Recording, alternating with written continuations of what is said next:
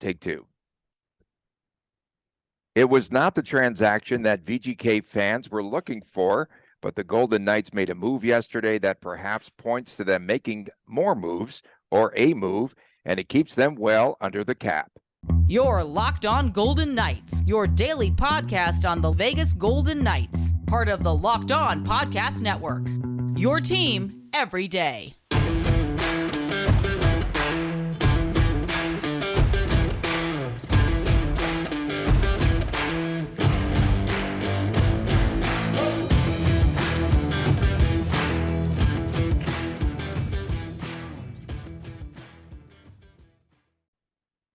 Hi again, everyone. Tony Cardasco along with Chris Golick. We welcome you to Locked On Golden Knights. You can find us on Twitter at Tony Dasco, at TDChrisG, at Locked On VGK, the YouTube channel Locked On Golden Knights. Of course, please subscribe and make sure that you leave some of those fantastic comments. So, Chris, VGK yesterday made a trade, the Golden Knights acquiring Dysin Mayo. And basically, here's an AHL defenseman, right? I don't understand what all this was about. You can maybe help us to clarify. In exchange for the contract of Shea Weber. My goodness. Also, they threw in a fifth-round pick, VGK did, in this year's upcoming draft. In that game, Mayo, I should say. Not, did I say Mayo? Okay, April, so it's Dysin Mayo. July. Yeah, Dysin Mayo from Arizona, had played for Tucson in the AHL, and then he played in 82 games. However, for Arizona, for the Coyotes over the past two seasons, could you try to explain what went on, what went down with this one? So we got two things. Let's talk about Dysin Mayo, the player. Round 5, 2014, WHL with the Oil Kings, and then basically seems like he's buried in the Coyotes organization with Tucson from basically 2016 until present day. He did get about 82 games with the Coyotes in the past two seasons. So we do get a bit of NHL experience here, which I guess is somewhat important. The concerning point, though, is a player who spends that much time in Tucson and can't find a way to get more time with the Coyotes, because the Coyotes are a revolving door. I mean, we know this. This is not breaking news by any means. So I don't think we're going to have our expectations along the lines of lightning in a bottle with like a Chandler Stevenson type deal, but you never know. Maybe there's something about this guy that they like, and we'll see how that plays out. Why did this trade get made? How does this benefit both teams? Puckpedia put this out there perfectly. For the Coyotes, it helps them get to the cap floor. This is so strange. This is why people don't understand when me and Tony talk about cooking the books. The Coyotes have to get to the cap floor, so they acquire a player who's never going to play hockey again the rest of their life. So this is cooking the books to art. This is how the Coyotes cook the books. So that's the first thing. On the Vegas side, there is a bit of interest as far as how this could help the team down the line. Again, Puckpedia, after the trade, Vegas-born have the same $8.75 million cap space, but now we can take on players with contracts extending past next season. There's things that happen with the LTIR where it limits you if you have a player who's basically retiring, so to speak. Now we can make some moves farther down the line. So that's the long story longer about who Dysin Mayo is and why the VGK made this deal.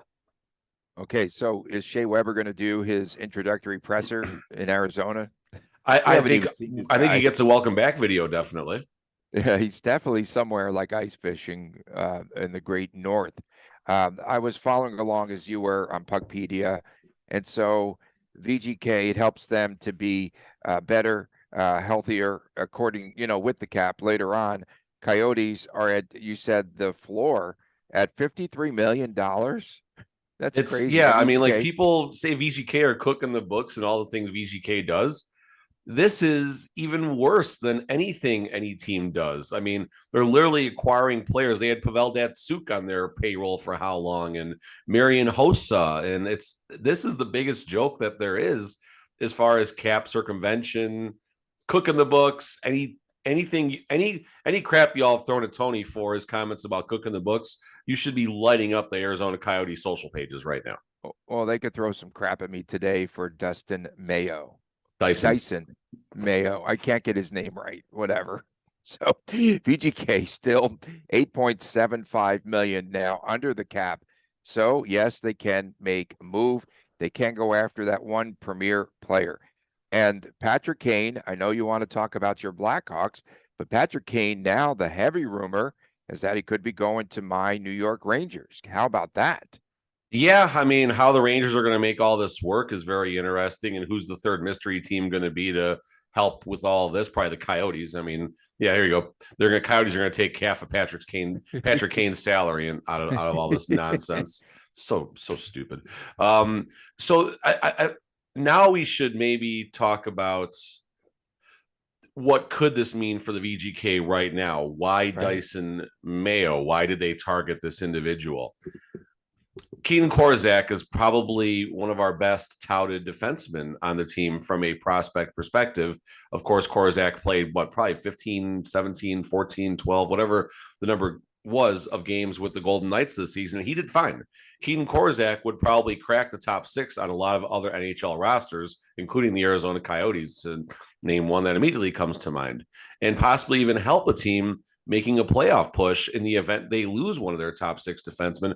Korczak could be a plug-and-play type. So is Korczak the one being shopped right now for Timo Meier? I know, Tony, I know. For Patrick Kane, for Barbashev, for Eric Carl. I mean, I'm just throwing all the names out there that are possibly available. So having Dysin Mayo waiting in the Henderson organization in the event someone like Korczak is moved would certainly help shore up that blue line a little bit.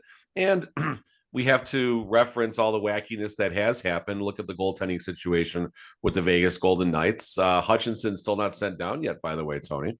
Yeah, very interesting. So you never know. I mean, maybe there's some weird path where Mayo is all of a sudden, appearing in games because one of our top 6 gets hurt, because Ben Hutton is hurt, because Miramonov is not ready to come back, and because Caden Korczak is traded.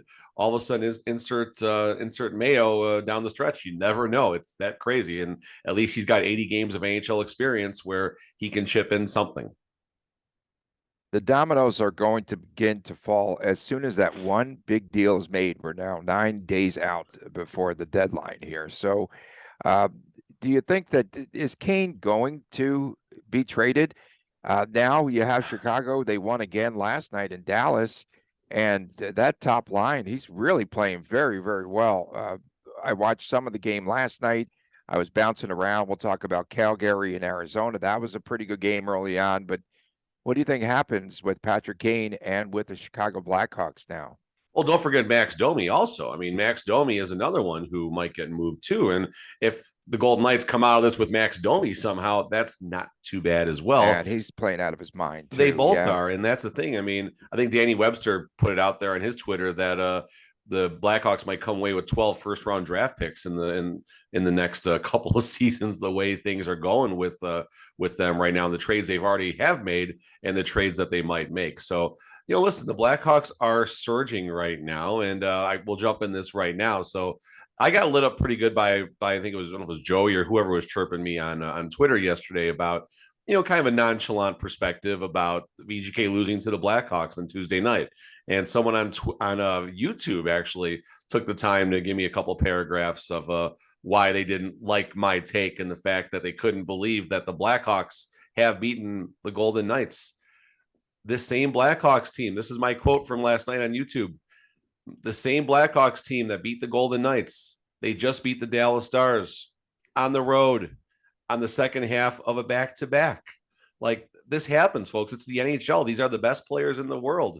Even though you have teams like the Blackhawks and the Coyotes who don't have a lot of talent. The Blackhawks got a lot of high-end talent, but they have no complementary players after that.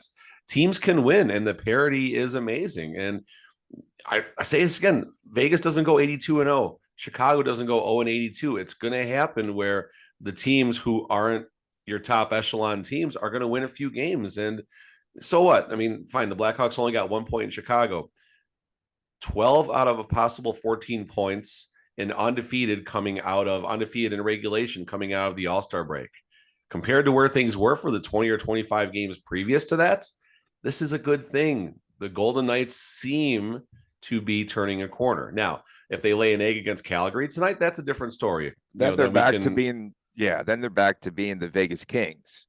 Yeah, there you go. Exactly. Then there's going to be some current concern, but Vegas will be ready for the game tonight. They'll be ready for the game on Saturday against Dallas. Things I do believe are looking up right now, and there's no reason to go cliff jumping, diving, whatever terminology you want to throw out there. The moment that they only get 1 point in just a weird game. It was a weird game on Tuesday. It's going to happen. It's okay. It's okay. No, the funny thing though that just strikes me is that a lot of the fans think that we are on the Kool-Aid and just touting VGK every day. They don't watch. They don't watch a lot of podcasts. Then I'm sorry. I'll say that. Yeah, right because they don't follow a lot of Twitter feeds. No, because we've been so transparent in both directions, good Yes. and bad. And even when they're good, we're like, you had the watch out back in December. Like, oh, watch out now. This team, they're going to slide a little bit. They're playing over their heads and schedule's going to get more difficult. This schedule right now is not that difficult. We'll explain when we return because it's a big game for both VGK and Calgary. You just want to talk about the rigged schedule, Tony. Just do it. It is so rigged, and we need an NHL investigation. We need an investigation because this is 30 for 30. 30 for 30. This is garbage. Last night, the Flames ended Arizona's 9-game point streak. Talk about that when we return right here on Locked On Golden Knights. The NBA season is coming to a final climax conclusion. Coming up ahead, they're about the same place as the NHL is with about 23, 24 games remaining. And now is the perfect time to download FanDuel. It is America's #1 sportsbook because new customers get a no-sweat first bet up to $1,000. That's bonus bets back if your first bet does not win. Just download the FanDuel Sportsbook app. It is safe, it is secure, and super easy to utilize. Then you could bet on everything from the money line bets to point scorers and threes drained. And there's so many exclusive bets like we've talked about, like the 2x3, 2 3-pointers scored within the first 3 minutes. Take the over right there.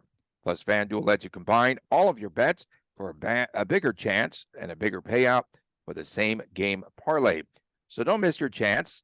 You can get in on your no-sweat first bet up to $1,000 in bonus bets when you go to FanDuel.com/lockedon, FanDuel.com/lockedon to learn more. Welcome back to Locked On Golden Knights. Tony Cardasco and Chris Golick from Las Vegas.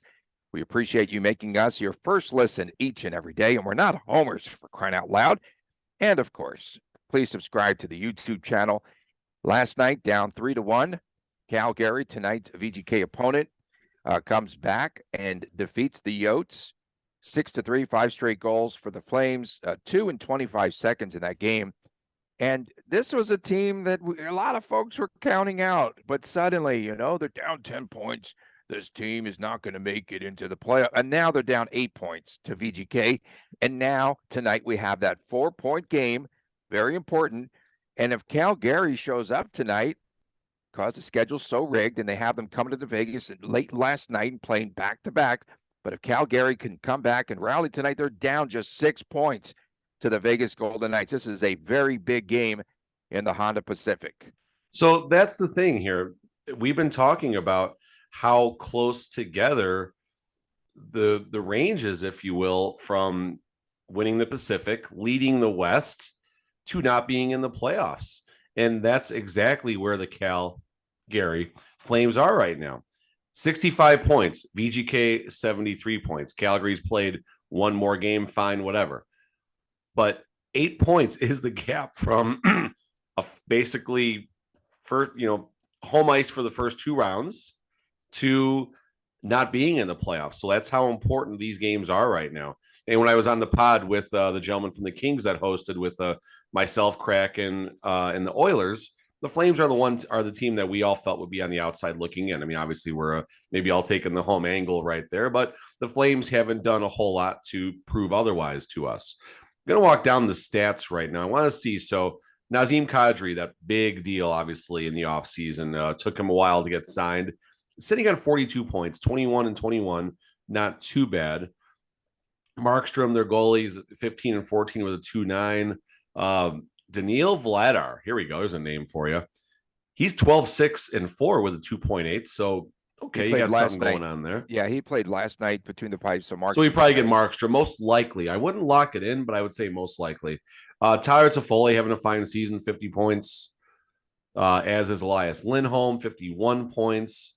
And then a lot of just complimentary players right now. Well, what about Huberdeau? Huberdeau's struggling. He had 100 points last season, Chris. And he has just 10 goals and 26 points this year, 28 points. Yeah, and shocker, Lane Walsh is his agent, and he's chirping right now too up there. And you got Daryl Sutter, who's not gonna Daryl Sutter, man. That guy is just gold. Just take a minute, go on YouTube, and just type in like Daryl Sutter. Just type Daryl Sutter on YouTube. Find some like 10, 12-minute video of just him giving responses to press questions. It's just Daryl Sutter's gold, but an absolute amazing coach. Probably a tough guy to play for, because if there's probably, I don't know if there's maybe a more demanding coach than Daryl Sutter, but point being is he'll have that Flames team in order. He will get whatever the maximum capability is out of that team. And Huberdeau, he may only finish with 14, 15 goals and, 35 to 40 assists, which is certainly a far cry from where it was, but he's still Jonathan Huberdeau, who can still put up points, and he could still get hots at any given point. And if he does turn it on, that team will be tough. And then you start discussing. I mean, it's looking like a 9-horse race right now as far as the top 9 teams who are going to qualify for the postseason. And Nashville seems to kind of be that cut line where Nashville and below you're not going to see. So can the Flames, I couldn't think of a terrible joke. Can the Flames find some way to burn out some other team from the top 8? We will see. Yeah, definitely. Fizzle out, fuse out. Okay, so 9 consecutive games without a goal for Jonathan Huberdeau, by the way. And look at a hat trick about tonight. Nazem Kadri. Can I take him for my pick? Kadri 42, Toffoli 51 points, still concerning. And last night, I mean, it was an assault on this Arizona team. Early on, they had 18 shots on goal in the first period, but just 1 goal for Calgary. And then they trailed in that game 3-1, and then they came back. And at one point, so they trailed by 2 goals, but they outshot Arizona 28-6, and they trailed by a couple of goals in that game. And I think that they're going to be very dangerous opponent when they come in tonight if they don't peter out late in the game.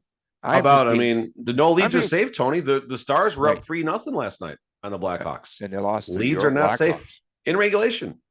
Yeah, but I'm being dead serious when there has to be some sort of an investigation in this scheduling. They're doing everything they possibly can to get VGK into the playoffs.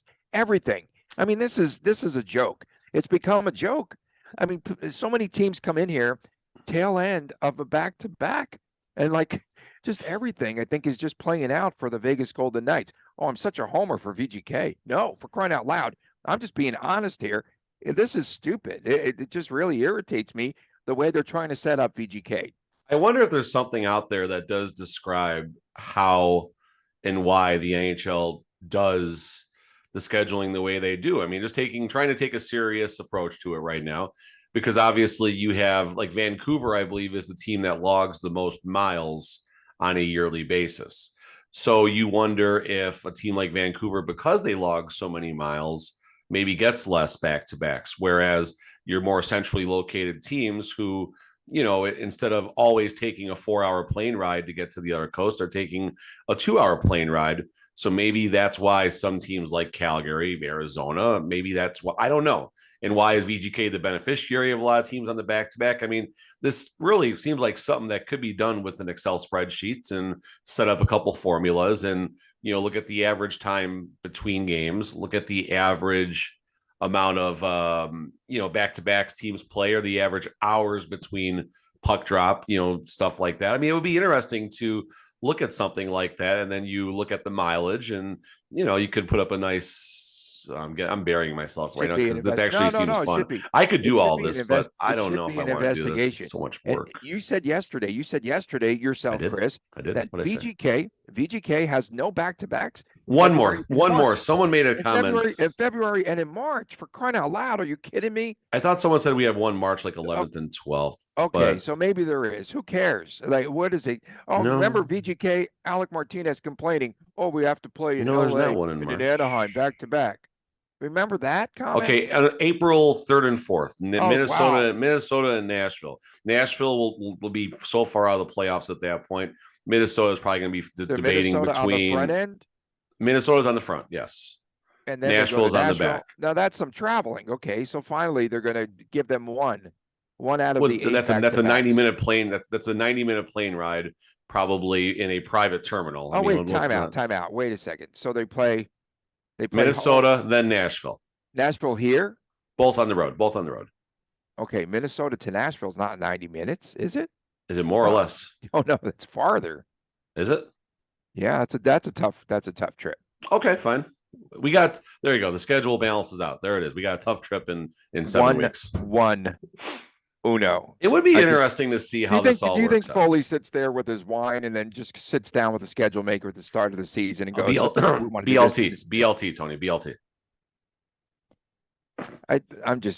I have so many questions there. I have questions about putting up the refs, the dictator saying that he puts them up in this high-priced hotel suites and all that takes care of them.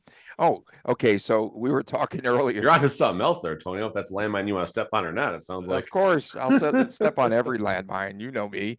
Matthew Tkachuk, I wanted to make a little bit of a comparison there. We talked about Huberdeau. Tkachuk on the season, 28 goals, 50 assists, 78 points, and plus 16 for Florida. So that trade is a little lopsided in favor of Florida. I didn't know if that was a good trade initially anyway. Did you? The Flames, my perspective about the Flames were they lost Gaudreau to Columbus. And there was conflicting reports if there was a problem with being in Calgary or if he wanted to get back, closer to home. And then obviously the situation with Matt Tkachuk basically saying, peace out, I'm done with this organization. But then they still bring in Kadri. They bring in Huberdeau. Like the Flames in, what felt like a matter of 2 or 3 weeks went from losing their 1 and 2 stars to getting a new crop of stars. Plus they got some draft picks involved and some prospects. So, the Flames had a fun whirlwind of emotions. It'd be like in the offseason, we lose Jack Eichel, we lose Mark Stone, but then we bring in 2, at least on paper, relatively decent players. And it's like, okay, things aren't going to be that bad. Well, the Flames are still struggling right now. And it's not, the entire West is you can't even draw a comparison to the West to the East. And if there's one positive to look at when the playoffs do start, you hope the East is just going to cannibalize itself with every series going 7 games, being hard fought. And whoever advances from the East as the Eastern Conference champion is just beat the hell. It's to the point where VGK or Dallas or Colorado, whoever is going to represent the West, can get a team that has just been to war and just been completely beat up. That's the hope for the West to win the Cup this year. Yeah, and that East, Boston's going to have to go through the Canes and Toronto, perhaps. Or Tampa, or the Rangers, or the Devils. Like, don't forget the Devils. The Caps, if they can sneak in there, they can do damage as the Penguins. They're not going to. They've lost like 5 straight. I think they're starting to really go downhill. Did Ovi come back yet? I know he was coming back. Has he played yet? Not sure, but they're definitely not winning of late. But that could change when he comes back. Is all I'm saying. So at what point, if you're Boston, while we're on it, do you throttle down? Because they're going to be the runaway winners of their division. Do you want to keep going and try to push the envelope? No, you don't. You have to kind of lighten up a little bit, lighten the load for them, make sure they're fresh. It's that age-old, of course, argument. Do you keep going for momentum's sake, or do you just start to throttle down? What can you do? You only have a 23-person roster to work with. You can only scratch 2 or 3 players a night, and that's assuming your active roster is healthy. Then you look at the cap constraints and everything. So, maybe more games where instead of double shifting players to, whatever the reasoning is, maybe just, if they're playing a lower level team, you just rotate 4 lines from the word go in any situation outside of special teams. That's about the only thing you really can do. There's not a lot you can do with the way the salary cap is and all of that. And, we see VGK kind of do this down the stretch before. And, whether it works well or not, you can argue either way about that, but it's really hard to do in the NFL. It's a little bit different because you got a lot more players. You can basically bench your entire first team and still have a solid roster to put out there, Mm-hmm. Yeah, Brad Marchand yesterday saying we don't care about no stinking records. So they don't care about setting the record for most points. They don't or care about whatever. the President's Trophy, but yeah, whatever. Whatever. Coming up next, we'll have predictions, our lock of the night, much, much more coming your way when we return right here on Locked On Golden Knights. Welcome back to Locked On Golden Knights. I got it out. Thanks. I got it out. And Chris Golick, we appreciate you making us your first listen each and every day. Again, Monday through Friday, you could find us wherever you find your podcast. And please subscribe to the YouTube channel, Locked On Golden Knights. Leave the comments about Chris. I like that. Thank you so much for taking the heat off of me, Chris. I like that. So tonight's game, a big one. Those 4-point games. But it really is it's very true that this is going to be a big game for VGK, and the fact that they will play Calgary after tonight 2 more times. So they have 3 meetings against Calgary in the final 24 games, is it now? So, yeah, it's a very important game tonight. And what are going to be some of the keys to the game in a game that I think is going to have a lot of open ice? It won't be this tight checking sort of game. I think it's going to be up and back all night long. So real fast before, no news yet about our goalie situation. I'm real curious who's going to practice tonight. Is there a world where all of a sudden this little bump that caused Adin Hill not to travel, is this bump a little bit bigger? Are we talking like a zit, or are we talking a bruise? Are we talking? No. It's not a bump. It's a hill. Oh, God, I thought I was bad earlier with the Flames one. But, what's going on with that? And again, Brossoit had a really good game. I think he can play a very serviceable game tonight if called into duty. But let's just, because we're media, this is what we do here. Let's just say Adin Hill has something where he's going to sit 4, 5, 6 games. Brossoit, when he does play that many games in a row, that's where he struggled. Look at last year. Brossoit as a backup was very serviceable. When Leonard went down and Brossoit basically became the man for a little while, that's when things started to go downhill for the team. A lot of injuries and stuff too, fine, whatever. But at the end of the day, Brossoit is a backup goalie. Adin Hill is maybe a step above a backup goalie. So we need 2 healthy goalies in Logan's absence whenever he's going to come back right now. So this is something to watch for, folks. Maybe it's nothing, maybe it's something. But this little bump or hill or mole or speed bump or speed table, whatever have you, could be something. Now, Tony made the comment, open ice. If this is an open ice game where basically Calgary does not put on the full court press, so to speak, and they give VGK that first stretch pass, VGK will put up 4 goals in the blink of an eye. VGK does very well on these open ice type games, and also they can defend pretty well in those track meet type scenarios too. Like you look at the Tampa game, you thought there was going to be 14 goals scored. After the first period of madness, they found a way to slow Tampa down a lot. Well, I mean, they held them, 14 minutes, 12 minutes without a shot on goal. The Flames 14. definitely are not as potent. So if this is an open ice game, we're going to be in a good spot tonight. Okay, so I sent you yesterday the official pronunciation of Laurent Brossoit, and everyone now is called on to Brossoit. This is a movement. And don't make a mountain out of an Adin Hill, okay? Because he might be back pretty soon. But tonight it will be Brossoit. We know that. A lot of open ice, as we said. You said that VGK will get 4. I know. I'm finally. This is where if you only get this on audio, folks, you're missing me shaking my head, giving Tony the really. You just said that look. Okay, you said VGK will get 4 goals. I say Calgary will get 5. I said they'll put up 4. I said I'm not. That's 4. not. I said 5. I said they could put up 4 goals. I'm going to go 5-4 Calgary. I'm going to go Calgary. Okay, you're going 5-4 Flames. I'll 5-4. They come in with a little bit of momentum last night. That was pretty interesting. I watched the Flyers game, and then I watched the last game against Arizona back to back. Right, Blake Coleman has had 2 pipes in 2 games. So frustrated. I think he's going to break through. Oh, wait, no, we're picking Golden Knights players. Okay, Jack Eichel, and I'm going to go Eichel and Carrier. Oh, yeah, Jeff, it's funny. I like 3-2 VGK. I think we do have a little bit of a closer game tonight. 3-2. I like 3-2. I like 3-2. I just don't.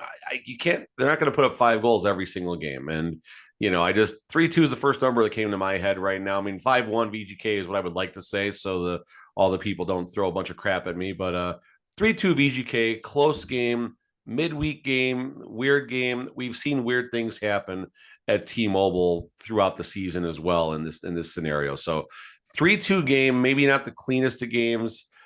You get a team on a back-to-back, get through the first period. The Flames are going to come in with energy because they just played, and then, they're going to taper down and slow down a little bit throughout the game. So if VGK can survive the first 10 minutes, I think they'll be just fine. And maybe a 3-2 tighter type game, maybe you'll get some better goaltending tonight, but I like 3-2. And as far as players, we think who was right around it last game? Like it was, think about the Blackhawks game. Go top shelf. Yeah, go top shelf. They can do that definitely. I'm putting way too much thought into this right now. All right, here we go. Riley Smith. You have to take Riley Smith. I don't know if we've ever. This might be this player's first appearance on Locks of the Nights. Braden McNabb. He's going to come from the left side and get one of those nice weird goals that he's capable of doing. So I like the odd Braden McNabb goal right now. And here we go. We're fishing here. Brett Howden. Wow. So it's going to be a weird game tonight.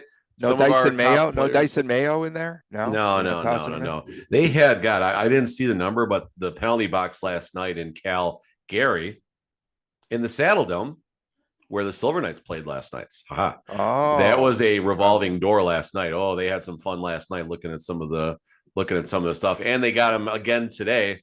And then Sunday at Dollar Loan Center, it's right over there. Literally, it's not too far from my house when I'm pointing. I got it. Okay. Calgary comes back for a matinee at 2:00. So might be some good, might be some fun times watching the Silver Knights right now. And that'll probably be Dysin Mayo's first game, as well as we have someone that's on loan from, I think, the Syracuse Crunch. So Henderson's shoring up for a playoff run. The biggest question tonight will be if VGK comes out with emotion. Something that was lacking in Chicago.